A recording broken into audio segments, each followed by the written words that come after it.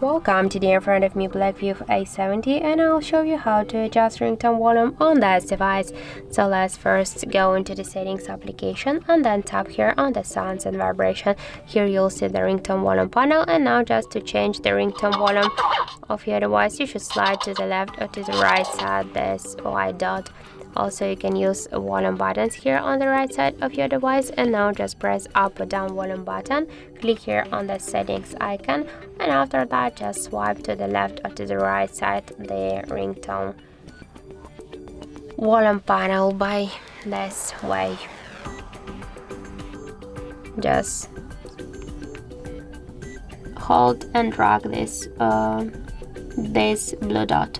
After that, just click here to done to save the changes, and that's it. So thank you for watching, and if you find this video helpful, don't forget to leave a like, comment and to subscribe our channel.